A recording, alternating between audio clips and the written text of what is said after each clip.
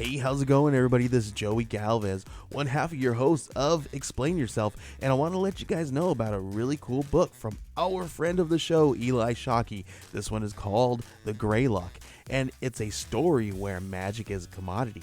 Potions are sold at corner stores. Orcs and dwarves earn a living in cubicles, not on the battlefields. But there are those who resist the house's magic's laws. Branded a criminal and forced to live as a wand for hire, there is a spell slinger they call the Greylock. Check this one out. You guys can pre-order issue 3 right now with code JAN241939, and make sure you guys are heading over to your favorite LCS and letting them know that you want Greylock number 3, and maybe pick up the first 2 issues. You could do that at the Scout web store. So make sure you guys are grabbing the Greylock number 3, JAN241939 at previewsworld.com.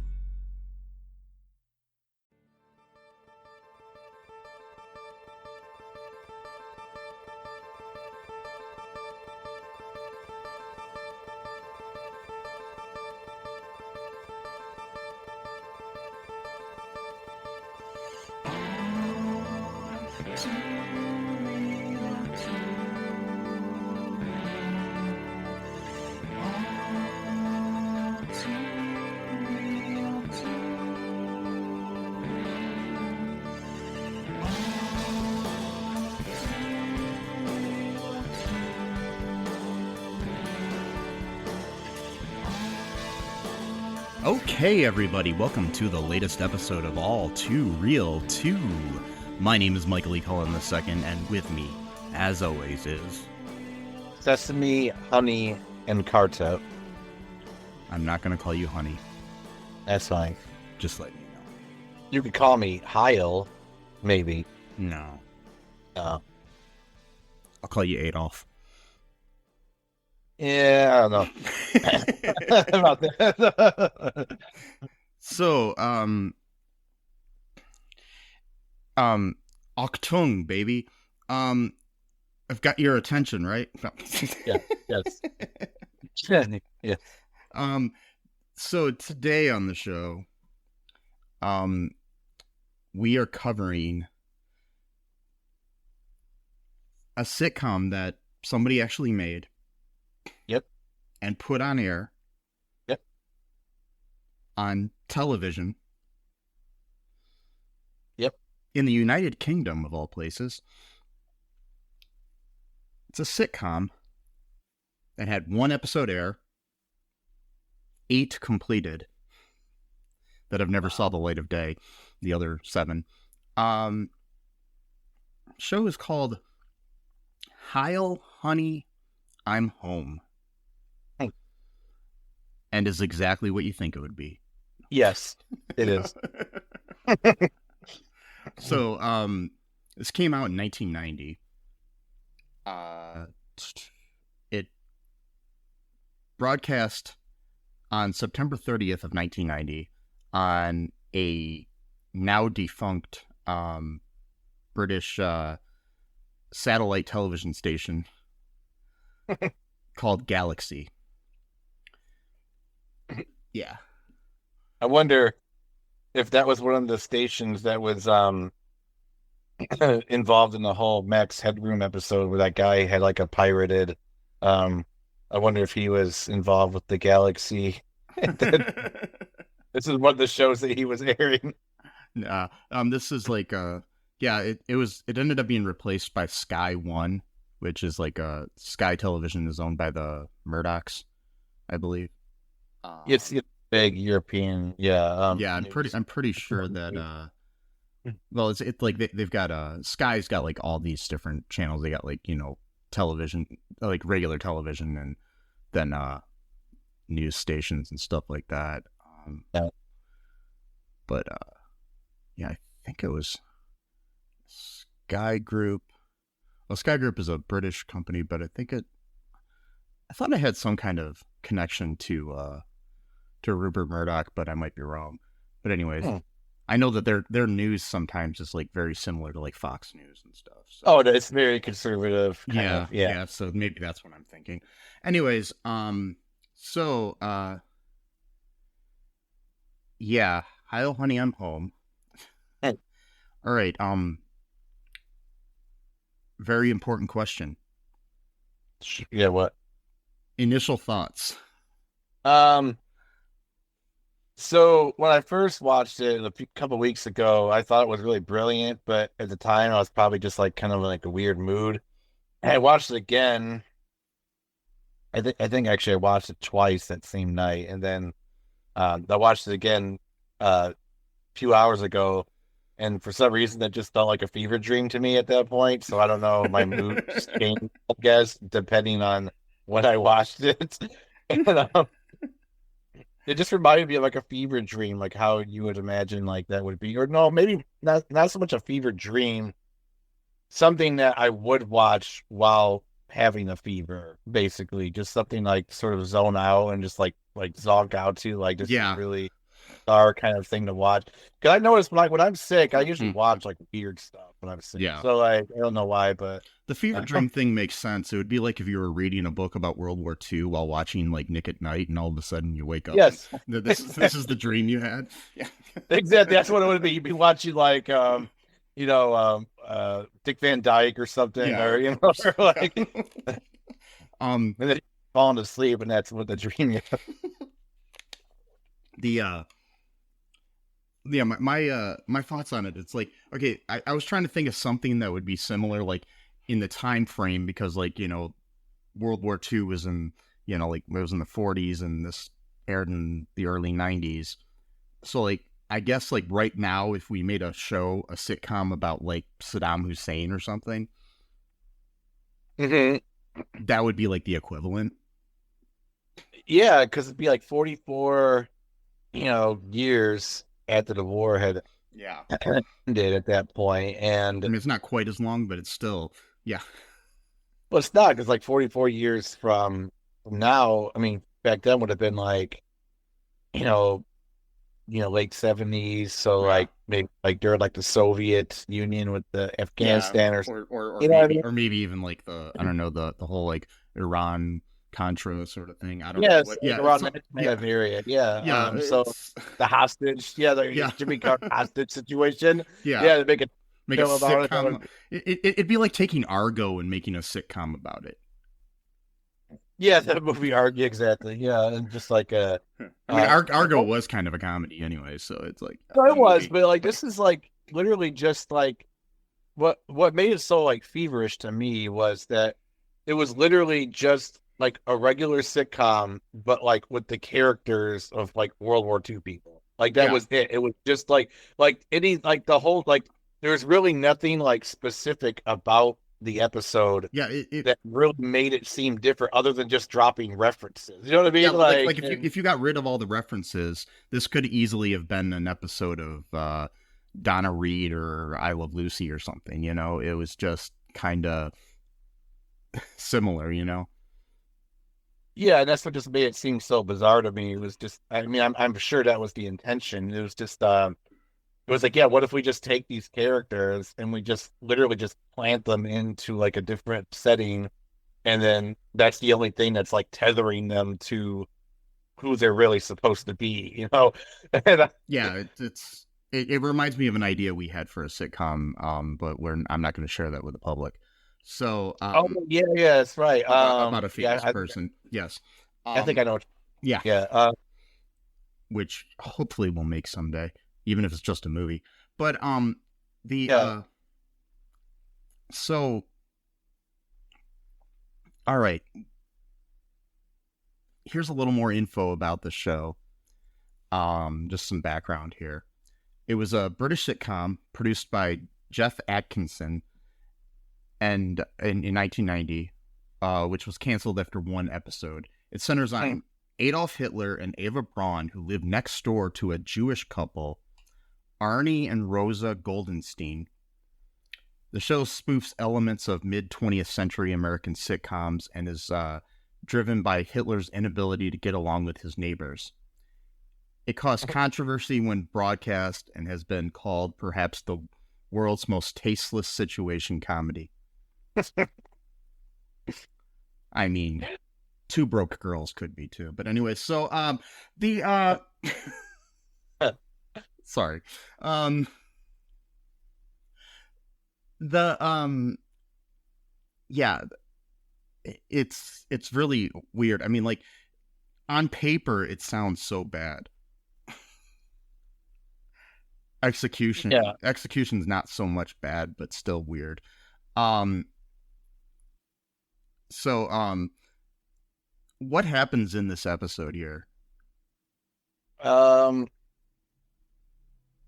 It's kind of hard to parse out. Basically, Hitler wants to invite Neville Chamberlain to dinner.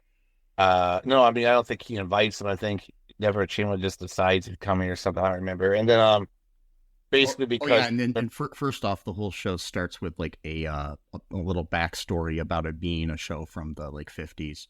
Oh yeah, where it was like it was an American sitcom created by a guy named Brandon Thalberg Jr. Who never is not a real person, but and that it was like it ended up getting lost and never aired or something. So yeah. So it's almost like they knew, like, anticipated this was going to get canceled, so they just like made that as like a thing, like, you know. I mean, I think they were trying to be edgy, but I mean, it's like I don't know. We can get more into it, but anyways, okay. So yeah, we start out with. I mean, it's just like it starts out with like the whole "Heil, honey, I'm home" thing, where the theme song too. I got to talk about that. Yeah, that was interesting.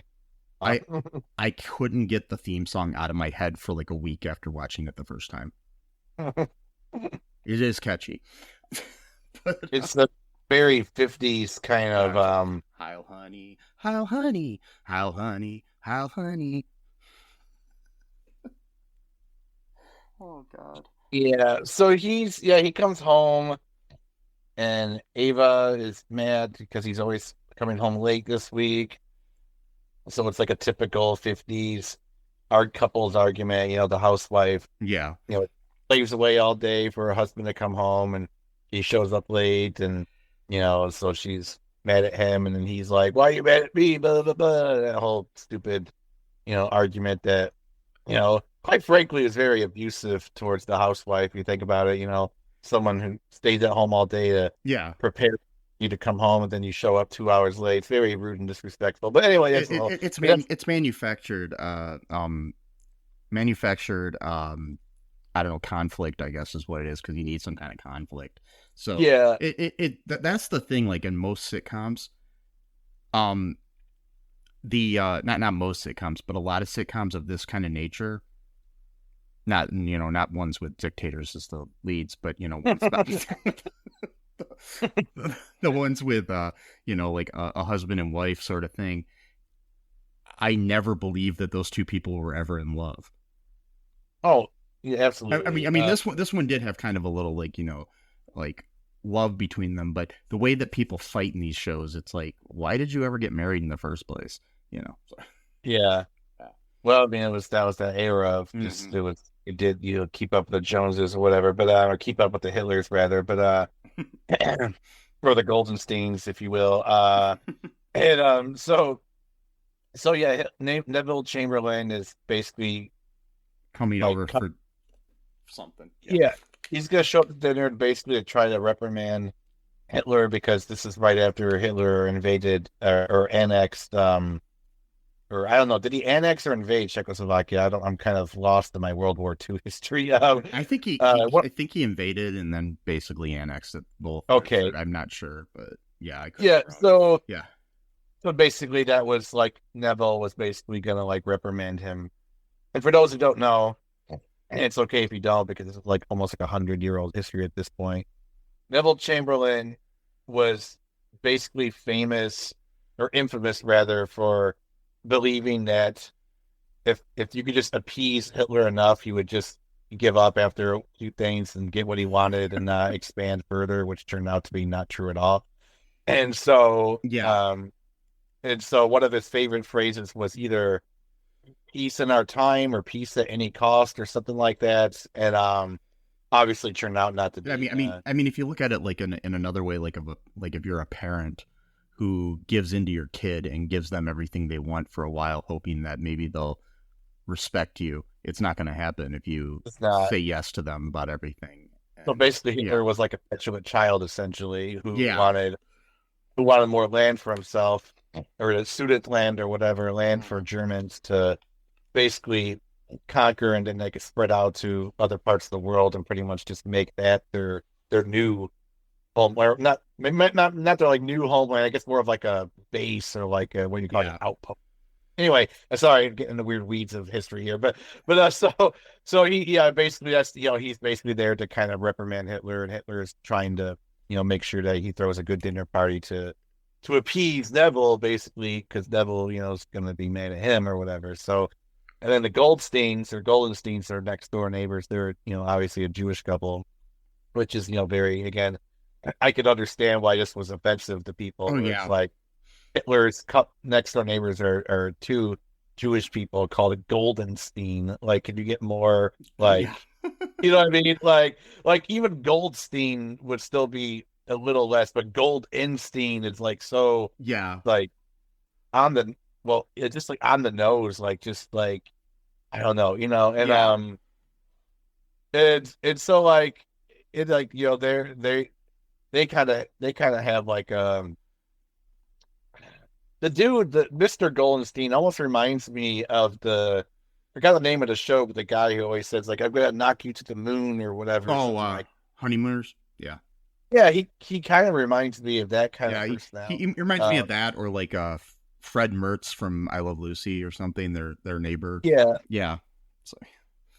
So, and that's basically what it is that he gets a call from Goebbels, saying something out that he couldn't pick him up or something, so that Hitler's got to go and drive basically to pick him up. It also got the indication that Hitler and Mr. Goldstein like carpooled to go to work together, and they worked in the same place. That was I don't know if that implication.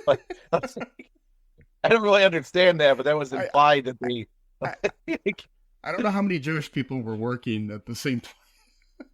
Same exact place. But then how many? But then how many were living in the apartment complex with Hitler and Eva Braun? Exactly.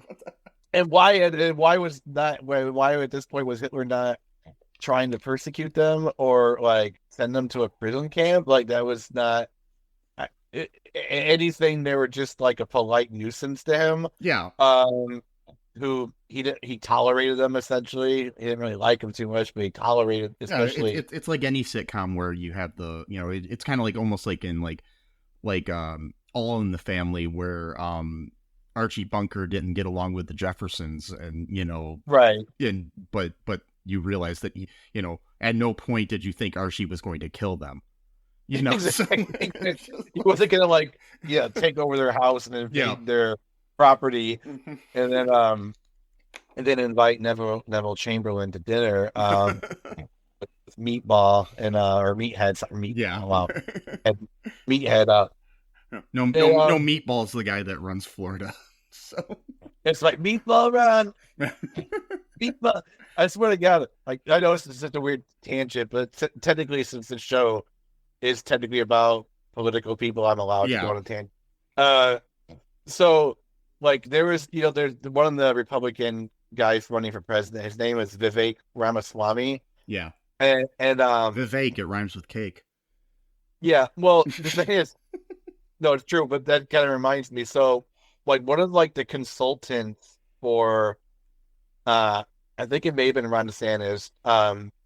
Mind you, these people get paid multiple of thousands of dollars per week to come up with this stuff. Mind you, just to give you perspective of how good some people have it financially over others compared to the work that they actually put out into the world.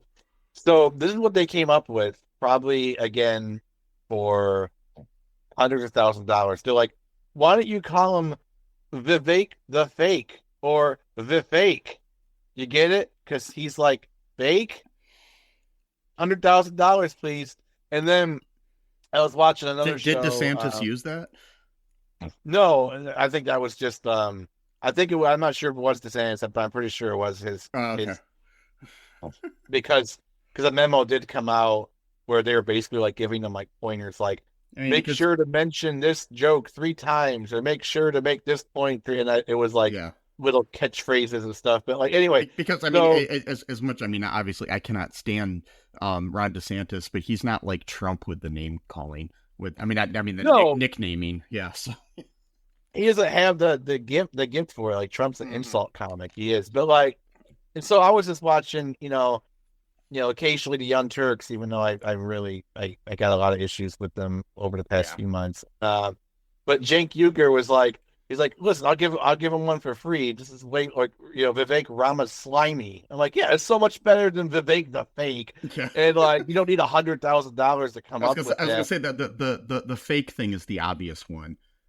The one that Chen came up with is better. I mean, it's like it took a second. It's better too because it's like, you can imagine Trump, right? So if Trump's like, if he shows up to like the next debate or whatever, and like let's say he's just in between Ron DeSantis and Vivek, he could be like, "Oh, you scrunch me in between Ramaswamy and Meatball Ron. I've got slime and meatball juice all over my $10,000 suit. I gotta go to the dry cleaners now, and you're paid for it." Like it's so easy, like Mhm. but I bet he's gonna call him Ramaswamy one of these times, Probably. or like Meatball Ron getting on with meatball juice on me. Anyway, sorry, those are weird, random things, but that's okay because he'll be making a lot of money selling his T-shirts and his mugs that have his I'm sure. mug shot on them that say "Never surrender," which is the funniest thing I've ever seen in my life because you have a picture of yourself surrendering with the words "Never surrender" underneath it. Exactly. That's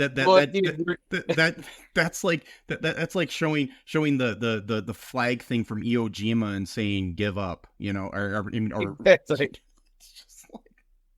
It just doesn't make any sense. It's stupid. But yeah.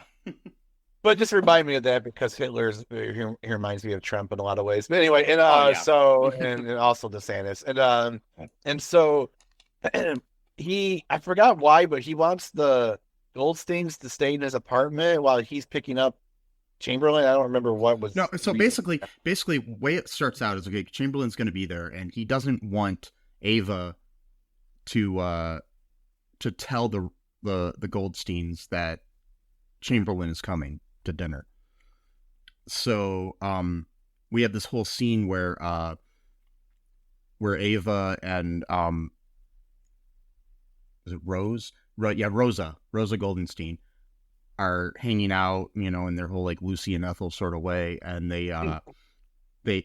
she's not telling her, but she's basically playing, like charades or something to basically get her to guess who's coming to dinner. Yeah.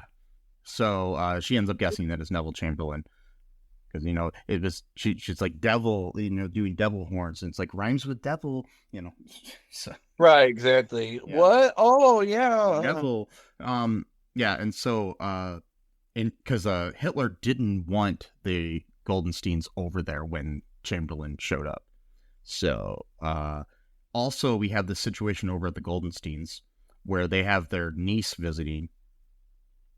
Oh, yeah. Their niece, Ruth, who is like this really homely girl who's, in her like 20s. She's like 21 or something. And she's never had a boyfriend. And so Rosa has the idea that she's going to hook her 21-year-old niece up with Neville Chamberlain, who's like in his 70s or 80s at this point. And it's also the prime minister of a major country. And then in the real world, he was actually married at this time. So that's... Yeah, I mean, this is the alternate world, but still, the prime minister of one of the largest influential countries, rather. Yeah. Not largest in land mass at all, but probably the most powerful country in Europe at the time. So, at that time. Yeah. Yeah. Probably still to this day, actually. Yeah. But, but yeah, it's so absurd. Yeah. Oh no, he died in 1940. He was 71. So. Oh, okay. So, and that's when he died. So yeah, but whatever. They're like at least 50 years apart or something. Yeah. 40 some years apart. Yeah. That'd be like me dating somebody that is just being born right now. Yeah, exactly. This is weird. And Okay. I don't know. And he was doing some weird dance at some point. And just the whole episode, just so at one point that he's like, Chamberlain comes off as like a weirdo. Like he's got these dumb jokes and stuff. And because like if they say would you like a spot of tea or something like that, and then he starts doing the song "I'm a Little Teapot." Yeah, it's like what? And then and anyways, his idea, the reason that he's coming there is because he wants Hitler to sign this peace agreement, this peace for our time agreement, which was a real thing that Hitler did sign. Yep. Basically saying, that he would not invade anywhere else. And this was like a year that it was like less than a year after the invasion of Poland and, different things like that it was put into place. It's just so stupid. But, it's ridiculous. But like signing the paper, like you think like it means anything when you have guns and soldiers, like you could do anything you want, like oh he clearly signed the paper, he said he wasn't gonna do this. It's like what? but we're seeing that like right now, we're just talking again, we're going to talk again about Trump, but you see this right now where people believe anything that their idol tells them. It's like, oh, I'm a good guy, I have a heart of gold, I did nothing wrong and they indicted me. But I sorry, I just love that. I did everything right and they indicted me. I just love how he talks. His I sounds are always more pronounced. Or like Biden or China or indicted. Like it's always like that's not China, it's China. Like China. It's always the pronounced I. I don't know if that's intentional or that's just how he talks, but it's I love it. I saw a clip of him from I know we're getting off topic again, but from his interview with Tucker Carlson on X. X. He was talking about why he didn't show up at the debates, and he was talking about how he's some of these people only have like 1 or 3% of the votes, or 2. Or 2. The way he said it was like 2. Yeah. I just love how he speaks so much. I unironically love Trump, but not for the ways that like people would think, just because he's such a character. Like if he was just like an insult comic, it would be hilarious. Like I can imagine him just being the kind of comic who just like points out like other people's insecurities and just like makes fun of them during the audience. Like, you know what I mean? Like I saw a thing online somewhere where somebody took some of his speeches and put the Seinfeld music underneath it. and it basically looked like those little things, where Jerry's doing stand up at the beginning of the episodes. Yeah. It basically came off like that. It's great. So, anyways, back to Hitler. Right. Back to the old school dictator. The old school narcissist. He they bring like I said, they're trying to set up Ruth with Neville Chamberlain, and she comes in and they have her take part of a conga line that they got going on. God. Yeah. Where they're singing, I came, I saw, I conquered. I came, I saw, I conquered. Oh my God. That's what they were singing. Yeah, and they were like, they told her to join the conga line and like, go grab onto the Fuhrer's ass. Or basically, not, they didn't say ass, but Yeah, and she like touches him for like a second. He's like, that was fun. Yeah. That that actress was pretty funny. So very awkward kind of girl, you know. doesn't really want to hang out, which I understand. Yeah. And Neville's giving him the Peace for Our Time agreement, and Hitler doesn't want to sign it obviously, and he hides it in the icebox. And then Arny Goldenstein finds it when he was getting something out of the icebox, and they looks at it and everything, and then basically what ends up happening at the end is that Hitler agrees to sign it. And then we had found out earlier that when Ava and Hitler were dating, they had nicknames for each other, and it was Sausage or something. What was it, like Big Sausage or something? Oh, I don't remember. It was like that, and then like the Coochie Girl or something. It was like Hoochie Coochie or something. Yeah, I was like, it's like, what? Yeah, and they end the episode where you actually kind of do see them kind of like actually love each other, and kind of see why they are together at the end, where they're just kind of, necking on the couch. So, yeah. Yeah. And that was the whole episode. Yes. Yep. Mm-hmm.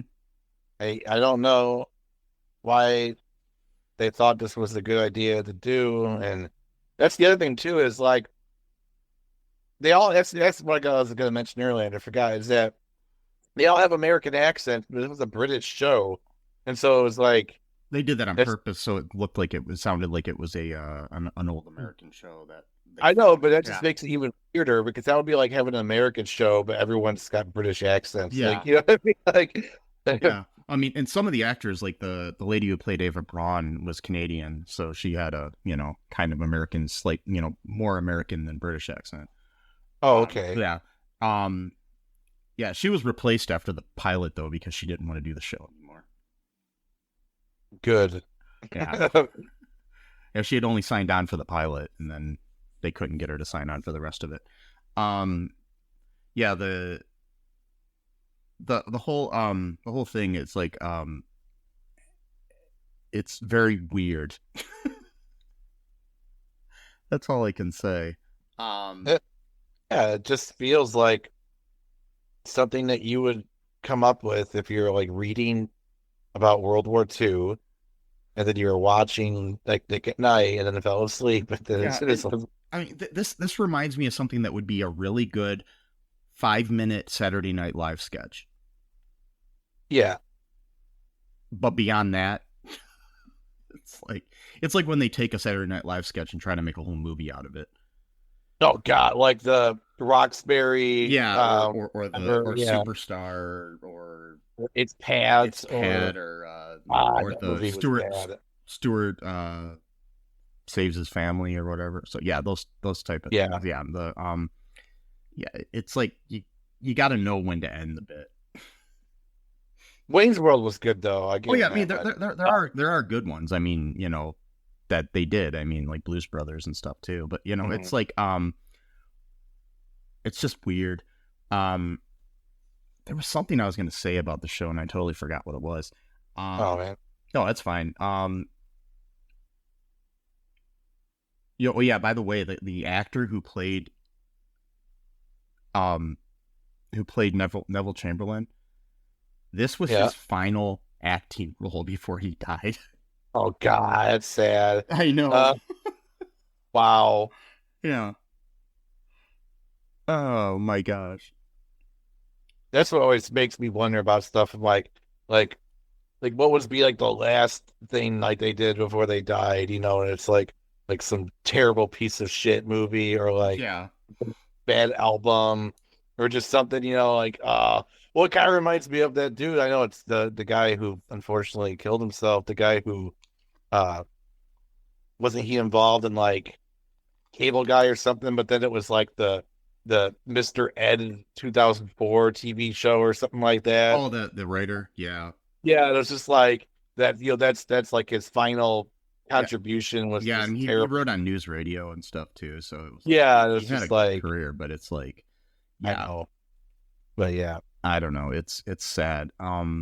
Stuff like that happens. But yeah, it's weird. I wish I could remember the thing that I was going to say, but anyways, as far as reviews go on this, do you want to hear a couple? Yeah, if there are any. No. Yeah, there are on IMDb. There's a Okay. Let me see if I can find a short one. Okay, here's a 1 out of 10 from January of 2007 by Fun Rocket. Okay. That's the name this person chose to use. Anyways, wretched, unfunny. This may be the worst show I've ever seen. Aside from the tastelessness of having a sitcom about Hitler, it just isn't funny or entertaining in any way. It is very similar to a 1950s sitcom in its cornball humor and contrived situations, but while it can be well done like in I Love Lucy, it's just not funny here. I think the show was based around the novelty, look, it's Hitler, as a bumbling sitcom figure, but it just fell flat in every regard. The guy playing Hitler is so hammy that it's hard to sit through that alone. I wonder what could have possibly made the network think this was a good idea to air. I thought America had some tasteless shows, but the Brits had us beat with this time. America would never air a sitcom about Hitler, although we did have that show about Lincoln's slave, The Secret Diary of Desmond Pfeiffer. Chances are you'll probably never see this show since it only aired once, and it'll probably never be released on DVD. Yeah, I don't. It's funny how somebody's doing a review of it and then saying you'll never see it. Yeah, it's like, wait, You saw it. how did they see it in 2007? Well, that was Like, YouTube was around then, so oh, so it's been up there the whole time then? it probably was, or Oh, something, wow. or the guy came across like a.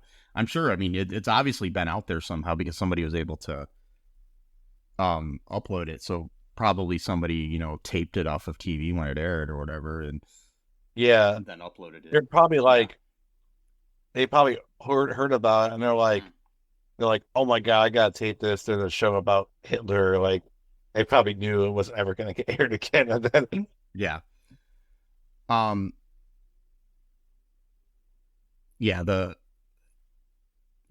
Most of the reviews are bad. There's like there's one 10 out of 10, but I was just skimming through it and it's completely satire. yeah, There's another 10 out of 10. Here we go. I'll read this one really quick. Mhm. Heil Comedy Genius. This is from Dark Link OC in 2006. Yes, sure, Heil Honey, I'm Home might sound like a bad idea. What with placing Hitler in the middle of a comedy sitcom, but that's an oxymoron. Yeah. Okay, sorry. But the show delivers. It just seems so novelty and retro with the laughter track and clap track. Okay. That it's laugh track and it's just people clapping. There's no such thing. Yeah. Anyway, so Heil Honey, I'm Home sets the standards for all Hitler comedies. I like that actually. But while some may be offended by the crude jokes, it is important to remember many of the first generation veterans are well dead. They weren't in 1990 though, so deal with it, Right. and laugh it up because Heil Honey, I'm Home just doesn't stop with the laughs. So Heil Honey, I'm Home, I say, when's the next episode due? Yeah, this was written 16 years after it aired. I don't know what you're thinking. Yeah. Well, Think they're just waiting 16 years to make another episode? yeah, I guess they're like, well, I know that some British shows, they do have crazy Oh yeah, lengths of time, but 16 years is a bit, a bit long in between episodes. yeah. Yeah. So, anyways, that's that. Yeah. There's I don't know. It's just so fucked up. Somebody thought this was a good idea. I just don't get it. Yeah. I mean, it was better than I anticipated it being, but it's still one of the weirdest things I've ever watched in my life. So, Did any of these people like go on to like be more like successful after this, or they just like most of the people in the cast have had a decent career. Let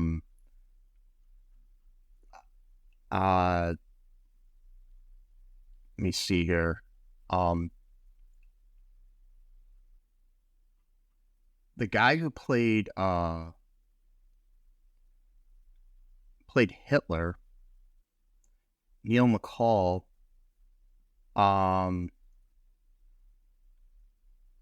is still acting to this day. Last thing he did, he does like a lot of video game voices okay? and stuff. And yeah, he's looks like he's doing a lot of stuff on video games and voiceover work lately. Yeah. The lady who played Rosa Goldenstein, she's done things like even recently she was in an episode of FBI International in the United States. Oh, okay. She's done a lot of British TV and stuff over the years, and it looks like a lot of theater. The actress who played Ruth was in Tomorrow Never Dies, and she's not done a whole lot, but a decent amount.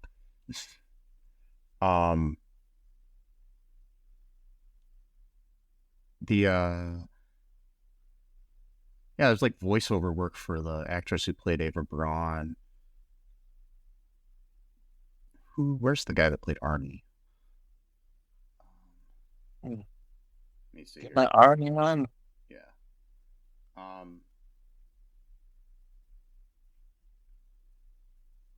Oh, here we go. All casting crew.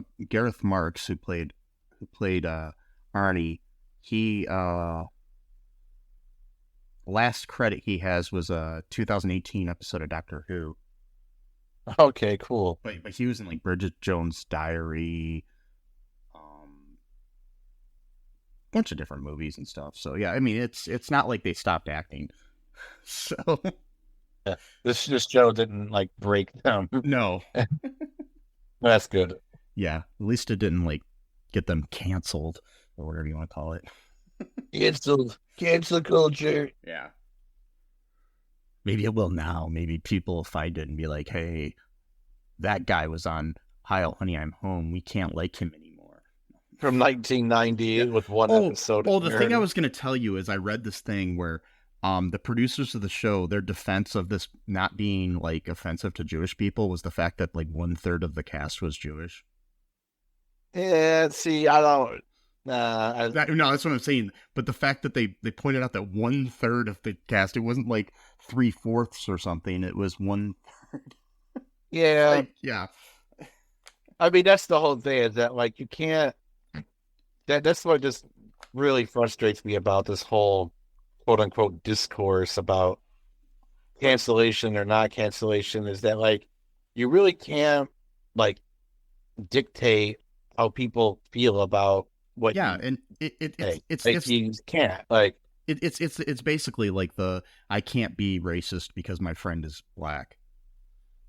It's like no, you can be, and some people you're going to get a variety of responses. Some people might care, some people might not, and I mean you can even be Candace Owens and be black and racist against white people, so like so this idea of like, oh well, we had Jewish people on the show. Okay, well, all right, those Jews didn't find it offensive, fine, but they don't represent all other Jews, and I mean, and the thing is, Jewish people might not care if they watch it. Some do, But then on the other hand, I mean, I don't think that these people had bad intentions when they were making it necessarily. No, it was just a goofy. No, I don't think they were trying to be overtly like racist or anything. Because honestly, I mean, the kind of the smarter characters were the Jewish people, so it's not like a. And it's interesting, but it's like also, I don't blame anybody that was involved in it in any way. So yeah, it's a different. And plus, it's British. British shows tend to be kind of weird, and so weird from like American Yeah. respect. What not as weird as German shows. German shows fucked up sense of humor. Like shit. It's like that's why I'm starting to wonder if like humor like comes out in weird ways from like traumatized people.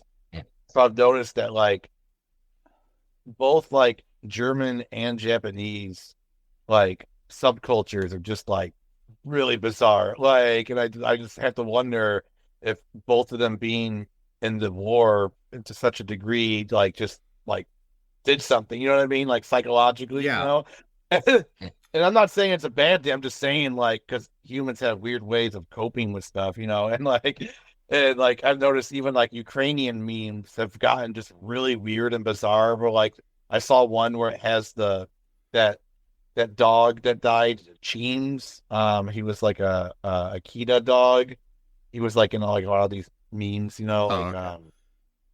and like it had like it had like a character from like Doom or something, and it had like the head of the dog like on top of the head of like the soldier in Doom, and then it was like saying like, "Where's Brzezinski or whatever the Russian dude is that got killed on the plane recently?"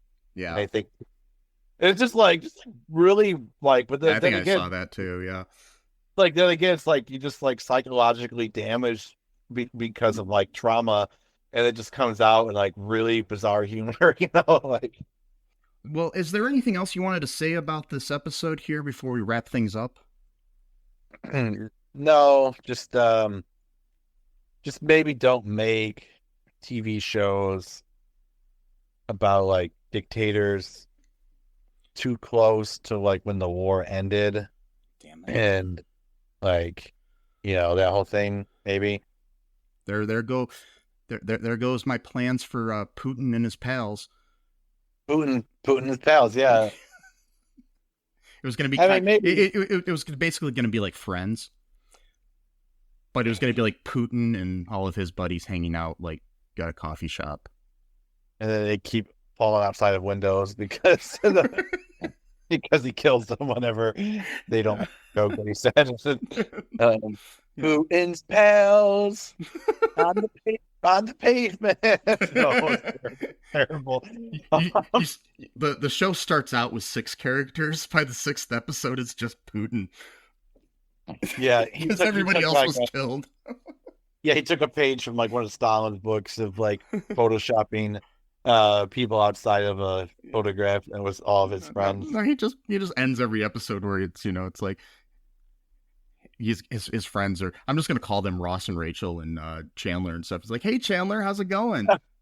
No, it'd be better too. But every episode, it's a different group of 6 friends each time, and they each die at the end. So you never really get to know any of the characters because it's a different set. It's like, hey guys, we never actually see the coffee place. It's like, hey guys, do you want to go get some coffee? And they enter in a building, and you just see some like muzzle flares. Yeah. Oh God, I'm sick. Anyway, so so folks, if you're not disgusted yet, please check out all2real2.com and check out our Patreon and our TeePublic. Check us out on TikTok and on Threads and on X. On X? Nah, I'm still calling Twitter. Don't care. Yeah, I know. Yeah. Care. I know that journalists have to call it X for legal reasons. Yeah. So they X, formerly known as Twitter. I know. A lot of Twitter, I think, is so fucking stupid. But yeah, and Facebook and all of the yik yaks and the yin yangs and the pull ups. I just said pull ups. I'm looking at this. I'm on a page here for the episode, and there's an ad for Huggies pull ups.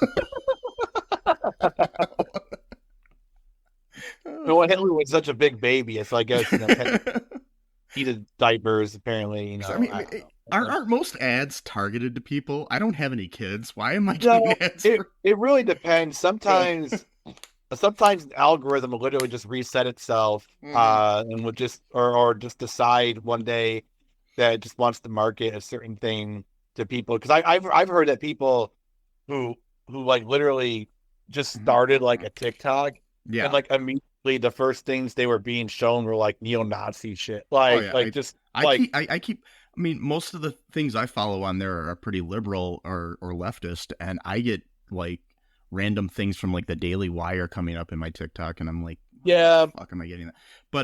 But anyways, just in case you're wondering though, just to let you know that the number one brand for potty training is Huggies Pull-Ups, and they're now in 5T and 6T, and you can get them at Amazon. Anyway, so good, yeah. They're not a paid sponsor by any means, but it's right here in front of my face. Yeah. Yeah. Or maybe it's because maybe you're watching Matt Walsh and he talks about the Sweet Baby Gang, and maybe you had a Matt Walsh video up earlier at one point or something, or a post. I'm just saying, you know.